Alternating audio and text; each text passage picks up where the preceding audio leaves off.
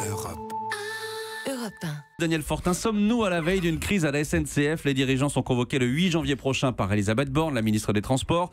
Ils vont devoir s'expliquer sur les incidents à répétition qui ont paralysé les gares parisiennes. Oui, alors il y aura Guillaume Pépi, le président, Patrick Jeantet, le patron de réseau SNCF. Alors a priori, il n'est pas question de destitution à ce stade, mais plutôt d'un coup de semonce, un avertissement après la série noire de cette fin d'année. Donc vous avez dit les pannes électriques à Paris-Montparnasse et à Paris-Saint-Lazare, et puis cette effroyable pagaille du week-end de Noël à Austerlitz et Bercy. Mais à quoi servent ces convocations, Daniel, s'il n'y a pas de sanctions? Eh bien, il faut montrer à l'opinion qu'on prend le problème à bras le corps, que la colère des usagers est entendue.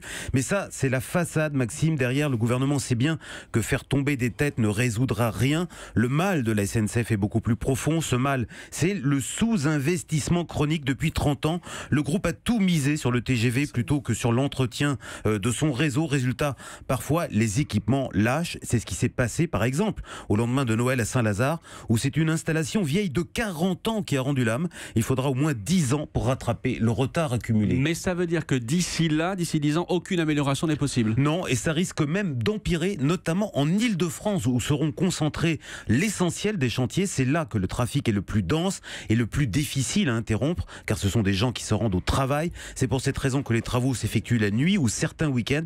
C'est un chantier titanesque, très coûteux pour une entreprise qui porte déjà une dette de 45 milliards d'euros. Didier François. Bah oui, en plus il y a un deuxième problème, c'est que sur les grandes lignes avant, le train c'était vraiment le moyen de transport économique que prenaient les jeunes pour partir en vacances, etc.